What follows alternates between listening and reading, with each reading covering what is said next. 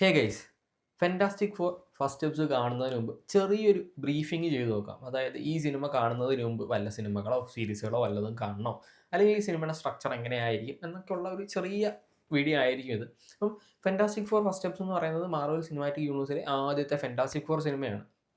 ഇതിനു മുമ്പ് 3 fantastic four സിനിമകളാണ് റിലീസ് ആയിട്ടുള്ളത്. ആക്ച്വലി 4 സിനിമകളുണ്ട്. അപ്പം അതിനെപ്പറ്റിയിട്ടൊക്കെ നമ്മൾ സംസാരിക്കുന്നതായിരിക്കും. ഈ ഫെൻറ്റാസ്റ്റിക് ഫോർ എന്ന് പറയുന്നത് കോമിക്കിൽ നോക്കുകയാണെന്നുണ്ടെങ്കിൽ 1960കളിൽ ഇറങ്ങിയ കോമിക്കാണ്. ഭയങ്കര ഹിറ്റായിട്ടുള്ള ഒരു മാർവൽ കോമിക് എന്ന് തന്നെ വേണമെങ്കിൽ പറയാം. അപ്പം ഇവർ ആദ്യത്തെ ഫെൻറ്റാസ്റ്റിക് ഫോർ സിനിമ പ്ലാൻ ചെയ്യുന്നത് 1990കളിലാണ്. അപ്പം 94ൽ ഒരു സിനിമ ഷൂട്ട് ചെയ്തു വെച്ചു. പക്ഷേ ആ സിനിമ റിലീസ് ചെയ്തിട്ടില്ല. അത് സ്റ്റിൽ പെട്ടിക്കാതിരിക്കുന്ന ഒരു സിനിമയാണ്. അപ്പം ആദ്യം ചെയ്ത സിനിമ തന്നെ പാളിപ്പോയ ഒരു തുടക്കമായിരുന്നു ഫെൻറ്റാസ്റ്റിക് ഫോറിന്. അതിനുശേഷം ഫോക്സ് 2005 ആദ്യത്തെ ഫെൻറ്റാസ്റ്റിക് ഫോർ സിനിമ റിലീസ് ചെയ്യുന്നു. ഒരു ആവറേജ് സിനിമ, ഒരു ഒറിജിൻ സ്റ്റോറി ആയിട്ടൊക്കെയാണ്. അതായത് ഈ പറയുന്ന ഫെൻറ്റാസ്റ്റിക് ഫോർ എന്താണ്, അവരുടെ പവർ എങ്ങനെയാണ് കിട്ടുന്നത്, ഡോക്ടർ ഡൂമിനെയൊക്കെ ആദ്യമായിട്ട് ഇൻട്രൊഡ്യൂസ് ചെയ്യുന്ന ഒരു സിനിമ. ഫെൻറ്റാസ്റ്റിക് ഫോർ എന്താണ് എന്നുള്ളതിനെ പറ്റിയിട്ട് ആദ്യം ആ ഒരു സിനിമയ്ക്കകത്താണ് കാണിക്കുന്നത്. ഫെൻറ്റാസ്റ്റിക് ഫോറിൽ 4 മെമ്പേഴ്സാണുള്ളത്. ആദ്യത്തെ സൂപ്പർ ഹീറോ ഫാമിലിയാണ് ഫെൻറ്റാസ്റ്റിക് ഫോർ മാർവൽ സിനിമാറ്റിക് യൂണിവേഴ്സിൽ. അപ്പം ഇതിനകത്ത് 4 മെമ്പേഴ്സാണുള്ളത്. അതിൽ റീഡ് റിച്ചാർഡ്സ് ആണ് ലീഡ് ചെയ്യുന്നത്. പിന്നെ ഉള്ളത് സൂസൻ സ്ട്രോം ആണ്. സൂസൻ്റെ ബ്രദറായിട്ടുള്ള ജോണി സ്ട്രോം ഉണ്ട്. പിന്നെ ബെഞ്ചമിൻ എന്ന് പറയുന്ന ഒരു ക്യാരക്ടറും കൂടെ ഉണ്ടാവും. ഇവർ 4 പേരും കൂടി ഒരു സ്പേസ് എക്സ്പെഡിഷന് പോകുന്ന സമയത്ത് ഒരു കോസ്മിക് എക്സ്പോഷൻ ഉണ്ടാകുന്നതും അതിൽ നിന്നിട്ട് ഇവരുടെ ജനറ്റിക്കൽ ചേഞ്ചസ് സംഭവിച്ച് ഇവർക്ക് കുറേ പവർ കിട്ടുന്നു. അങ്ങനെയൊക്കെയാണ്. അപ്പം ഈ പറയുന്ന റീഡ് റിച്ചാർഡ്സിൻ്റെ പവർ എന്താണെന്ന് വെച്ച് കഴിഞ്ഞാൽ ഫ്ലെക്സിബിലിറ്റിയാണ്. പുള്ളിക്കാരനെ എങ്ങനെ വേണമെങ്കിലും ഫ്ലെക്സിബിളായിട്ട് കൈ ഇങ്ങനെ നീട്ടാം, ആ സംഭവമാണ്. പിന്നെ ഉള്ളത് ഇൻവിൻസിബിൾ മൂവളാണ്. പിന്നെ ഉള്ളത് സൂ ആണ്. സൂവിന് ഇൻവിസിബിൾ ആവാനുള്ള ഒരു പവറാണുള്ളത്. പിന്നെ ജോണി എന്ന് പറഞ്ഞു കഴിഞ്ഞാൽ ഹ്യൂമൻ ടോർച്ച്, അല്ലെങ്കിൽ ഈ പറയുന്നത് പോലെ തന്നെ ഫ്ലെയിമബിൾ ആയിട്ടുള്ള ബോഡി സ്വിച്ച് ചെയ്യാൻ പറ്റും. ഇവർക്കെല്ലാവർക്കും ഇവരുടെ ഈ പറയുന്ന പവേഴ്സ് ഓൺ ആൻഡ് ഓഫ് ചെയ്യാൻ പറ്റും. പക്ഷേ ബെഞ്ചമിൻ്റെ മാത്രം, ദ തിങ് എന്ന് പറയുന്ന ക്യാരക്ടറിന് മാത്രം അത് പറ്റില്ല. ഓൾറെഡി ഒരു ഫോമിലാണ്, അതായത് ഈ പറയുന്ന റോക്ക് കൊണ്ടുള്ള ഒരു ഫോമിലാണ് പുള്ളിക്കാരനുള്ളത്. ആ ഒരു പവർ മാത്രം ഓൺ ഓഫ് ചെയ്യാൻ പറ്റില്ല. അങ്ങനെ ഒരു ഫോമിലാണ് ഇരിക്കുന്നത്. ഇവരുടെ 4 പേരുടെയും പവേഴ്സ് അങ്ങനെയാണ് കിട്ടുന്നത്. അപ്പം ആ ഒരു സിനിമയിൽ ഈ പറയുന്ന ഡോക്ടർ ഡൂമിനെയും കാണിക്കുന്നുണ്ട്. ഡൂമിൻ്റെ ഈ കമ്പനിക്ക് വേണ്ടിയിട്ടാണ് ഇവർ ഈ ഒരു എക്സ്പെഡിഷൻ നടത്തുന്നതും. ഈ ഒരു സിനിമയിൽ ഡോക്ടർ ഡൂമാണ് മെയിൻ വില്ലനായിട്ട് വരുന്നത്. അപ്പം ആ ഒരു സിനിമ അങ്ങനെ 2005 കഴിയുന്നു. ഒരു ആവറേജ് സിനിമ, നമ്മളുടെയൊക്കെ childhood favourite fantastic four cinema എന്നൊക്കെ വേണമെങ്കിൽ പറയും. ഒരു സൂപ്പർ ഹീറോ സിനിമയായിരുന്നു ഇത്. പക്ഷേ ഇവർ ഫിനാൻഷ്യലി പറയുന്നത് പോലെ 80 മില്യണിൽ പ്രൊഡ്യൂസ് ചെയ്തിട്ട് 330 മില്യൺ എന്തോ അന്ന് കളക്ഷൻ കിട്ടിയിട്ടുണ്ട്. പക്ഷേ ഈ പറയുന്നത് പോലെ അത്ര ഹിറ്റായിട്ടില്ല സിനിമ. അത് കഴിഞ്ഞിട്ട് ഇതിനൊരു സീക്വൽ 2007 ഇവിടെ റിലീസ് ചെയ്യുന്നു. Fantastic four rise of silver surfer എന്ന് പറഞ്ഞിട്ട് ഒരു സിനിമ റിലീസ് ചെയ്യുന്നു. ഈ ഒരു സിനിമയിൽ സിൽവർ സർഫറിനെ ആദ്യമായിട്ട് ഇൻട്രൊഡ്യൂസ് ചെയ്യുന്നു. അപ്പം ആ ഒരു സാധനങ്ങളും ഫെൻറ്റാസ്റ്റിക് ഫോറിൻ്റെ പരിപാടികൾ ഇതിനകത്തും ഡൂമിനെയൊക്കെ കാണിക്കുന്നൊക്കെ ഉണ്ട്. അപ്പം അങ്ങനെ പോകുന്ന ഒരു സിനിമ. ഈ ഒരു സിനിമയും കൂടെ കഴിഞ്ഞിട്ട് ഫെൻറ്റാസ്റ്റിക് ഫോർ ഇവർ സ്റ്റോപ്പ് ചെയ്തു. ഇതിനൊരു സീക്വൽ 2007 ശേഷം റിലീസ് ചെയ്തില്ല. അതിന് പകരം 2015 വേറൊരു ഒറിജിൻ സിനിമ ഇവർ റിലീസ് ചെയ്യുന്നു. സെയിം പേരിൽ ഫെൻറ്റാസ്റ്റിക് ഫോർ എന്ന് പറയുന്ന പേരിൽ ഒരു ഒറിജിനൽ സിനിമ റീകാസ്റ്റ് ചെയ്യുന്നു. സത്യം പറഞ്ഞാൽ അതൊരു ഡൗൺ ഗ്രേഡ് ആയിരുന്നു എന്ന് വേണമെങ്കിൽ പറയാം. അതായത് 2005 ഇറങ്ങിയ സിനിമയുടെ നേരെ ഡൗൺ ഗ്രേഡ്. അന്ന് ഒരു ആവറേജ് സിനിമ ഉണ്ടായിരുന്നുണ്ടെങ്കിൽ ഇവിടെ ഒരു ആവറേജ് പോലും ഇല്ല. അത്രയും മോശം സ്ക്രിപ്റ്റിങ്ങും അത്രയും മോശം സ്റ്റോറിയും ഒക്കെ ആയിട്ട് ഒരു ഒരു സിനിമ റിലീസ് ചെയ്യുന്നു. അത് എനിക്ക് തോന്നുന്നു പലരും ഈ സിനിമ കണ്ടിട്ടില്ല എന്നാണ് എനിക്ക് തോന്നുന്നത്.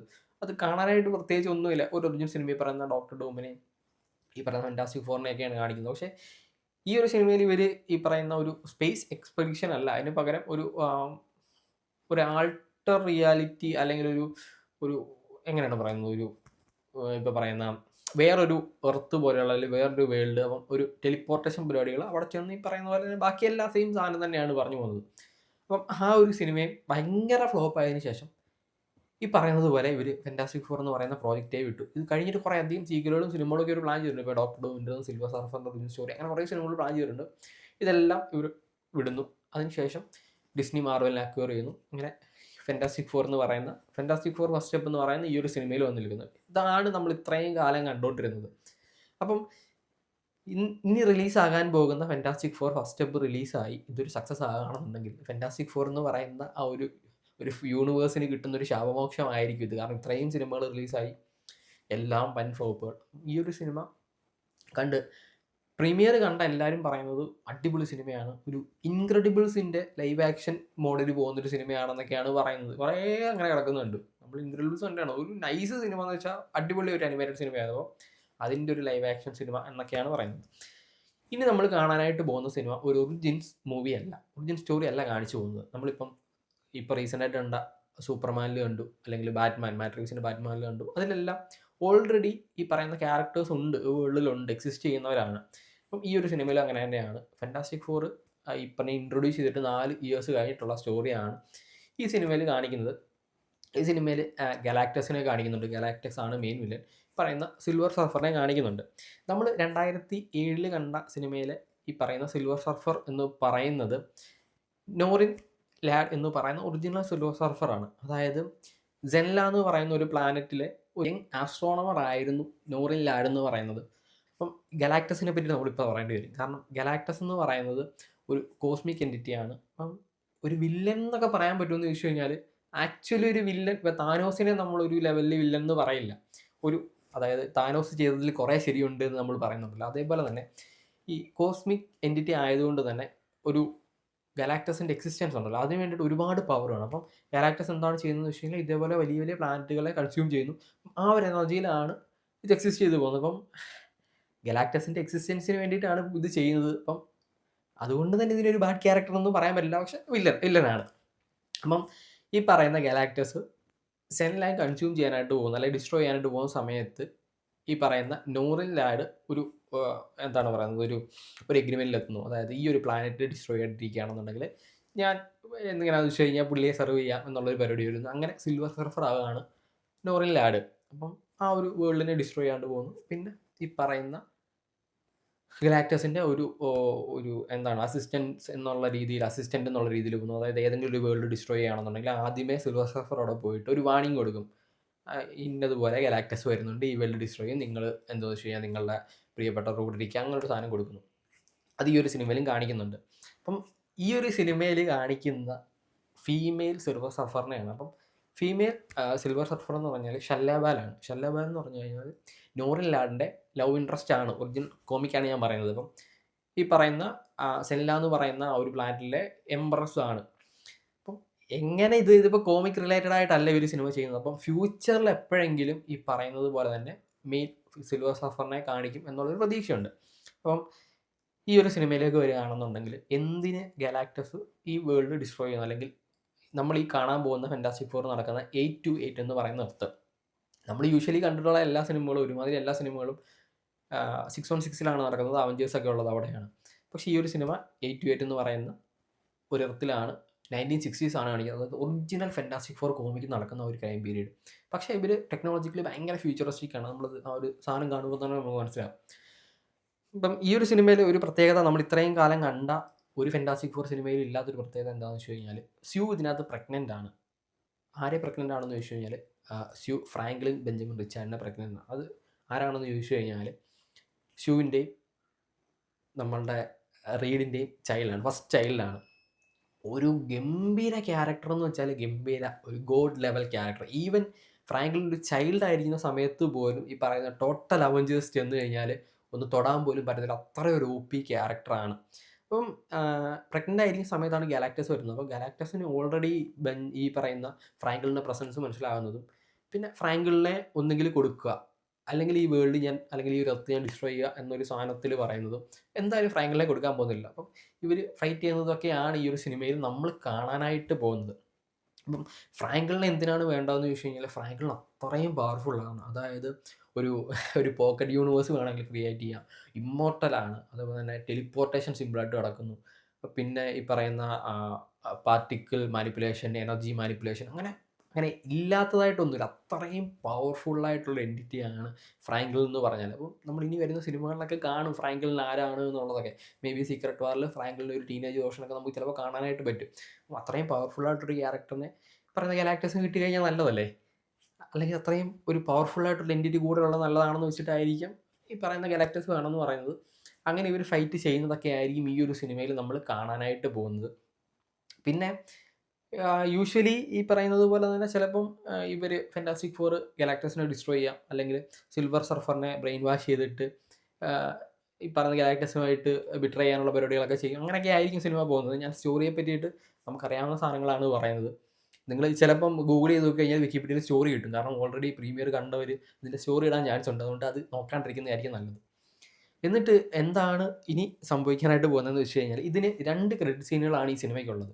1 മണിക്കൂർ 55 മിനിറ്റുള്ള ഈ ഒരു സിനിമയ്ക്ക് 2 ക്രെഡിറ്റ് സീനുകളാണ്. ഒരു മിഡ് ക്രെഡിറ്റ് സീനും ഒരു എൻഡ് ക്രെഡിറ്റ് സീനും. മിഡ് ക്രെഡിറ്റ് സീൻ യൂഷ്വലി കാണാറുള്ള മാർവൽ ക്രെഡിറ്റ് സീൻ തന്നെയാണ്. പക്ഷേ എൻഡ് ക്രെഡിറ്റ് സീൻ ഡയറക്റ്റ് ചെയ്തിരിക്കുന്നത് റൂസോ ബ്രദേഴ്സ് ആണ്.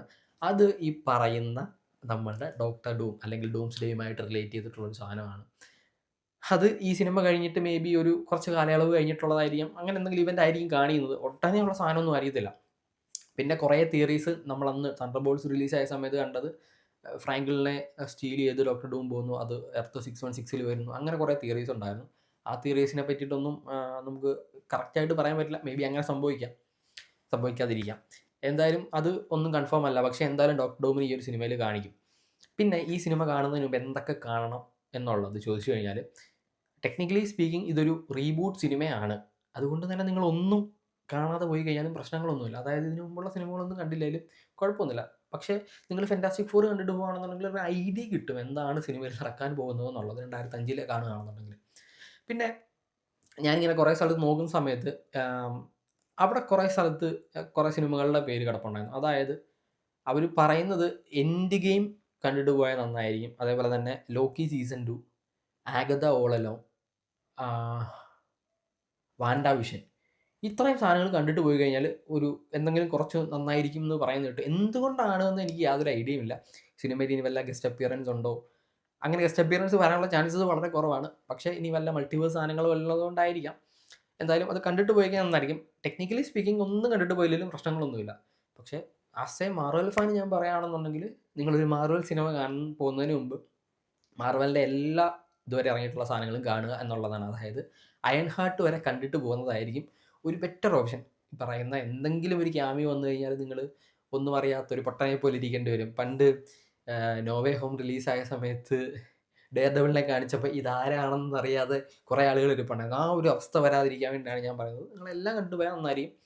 ഒന്നും കണ്ടില്ലെങ്കിലും കുഴപ്പമില്ല. ഇതൊരു റീബൂട്ട് സിനിമയാണ്. ആദ്യമായിട്ടാണ് ഒരു ഫാന്റാസ്റ്റിക് ഫോർ സിനിമ വരുന്നത്. അപ്പം കണക്ഷൻസ് വളരെ കുറവായിരിക്കും, ക്യാമിയോസ് വളരെ കുറവായിരിക്കും. പ്രത്യേകിച്ച് ഒരു പുതിയ എർത്താണ് കാണിക്കുന്നത്. അതുകൊണ്ടാണ് ഞാൻ പറയുന്നത്. പിന്നെ ഒരു ഗ്യാരണ്ടിക്ക് വേണ്ടിയിട്ടാണ് എല്ലാം കാണുക എന്ന് പറഞ്ഞത്. നിങ്ങളൊന്നും കണ്ടില്ലെങ്കിലും വലിയ പ്രശ്നങ്ങളൊന്നും വരാൻ ചാൻസ് ഇല്ല. ഡോക്ടർ ഡൂമിനെ മാത്രമേ കാണിക്കാനുള്ള ചാൻസ് ഉള്ളൂ. ഈ സിനിമയിൽ ഡോക്ടർ ഡൂമിനെ അല്ലാണ്ട് കാണിക്കുന്നില്ല എന്നാണ് എനിക്ക് തോന്നുന്നത്. അതായത് ഈ ഒരു ക്യാമിയോ അല്ലാണ്ട് ഡോക്ടർ ഡൂമിനെ ഈ ഒരു സിനിമയിൽ കാണിക്കുന്നില്ല എന്നാണ് എൻ്റെ ഒരു ഇൻഡ്യൂഷൻ. എനിക്കങ്ങനെയാണ് തോന്നുന്നത്. അപ്പം ഇത്രയും ആണ് ഇതുവരെ നമ്മൾ കണ്ടിട്ടുള്ള അല്ലെങ്കിൽ നമ്മൾ കേട്ടിട്ടുള്ള ഫാന്റാസ്റ്റിക് ഫോറിനെ പറ്റിയിട്ട് ഞാൻ നോക്കിയപ്പം എനിക്ക് മനസ്സിലായിട്ടുള്ളത്. ഇനി എന്തെങ്കിലും ഞാൻ മിസ് ചെയ്ത് പോയിട്ടുണ്ടോ എന്നുണ്ടെങ്കിൽ നിങ്ങൾ ജസ്റ്റ് കമൻറ്റ് ചെയ്യുക നിങ്ങൾ വീഡിയോ കണ്ടതിന് ശേഷം. അപ്പം എല്ലാവരും സിനിമ പോയി കാണുക. ഐമാക്സിൽ കാണുകയാണെന്നുണ്ടെങ്കിൽ നന്നായിരിക്കും. കാരണം സ്ക്രീൻ എക്സ്പാൻഷൻ ഉണ്ട് എന്ന് പറഞ്ഞിട്ടുണ്ടായിരുന്നു. നോർമൽ സിനിമയിലാണെങ്കിലും കുഴപ്പമില്ല. നിങ്ങൾ സാധാ കിട്ടുന്ന തിയേറ്ററിൽ പോയി കാണുക. നല്ല സ്ക്രീൻ ആണെന്നുണ്ടെങ്കിൽ അത്രയും ഒരു ബെറ്റർ ഓപ്ഷൻ ആയിരിക്കും. കാരണം ഗലാക്ടസിന് നല്ല രീതിയിൽ കാണിക്കുന്നുണ്ട്. ഇതിനു മുമ്പുള്ള ഒരു സിനിമയിലും ഗലാക്ടസിന് ഇങ്ങനെ പ്രസൻറ്റ് ചെയ്തിട്ടില്ല എന്നുള്ളതാണ്. അത് നന്നായിരിക്കും എന്നാണ് എനിക്ക് തോന്നുന്നത്. അപ്പം ഇത്രയുമാണ് എനിക്ക് ഫാന്റാസ്റ്റിക് ഫോറിനെ പറ്റിയിട്ട് ഞാൻ കേട്ടതും ഞാൻ നോക്കിയപ്പം റിസർച്ച് ചെയ്ത് കിട്ടിയ സാധനങ്ങളൊക്കെ. എനിക്കറിയാവുന്നത് ഇത്രയാണ്. ഞാൻ മിസ് ചെയ്ത് പോയിട്ടുള്ളത് അല്ലെങ്കിൽ എനിക്ക് തെറ്റിപ്പോയിട്ടുള്ള എന്തെങ്കിലും ഉണ്ടെന്നുണ്ടെങ്കിൽ നിങ്ങൾ കമൻറ്റ് ചെയ്യുക.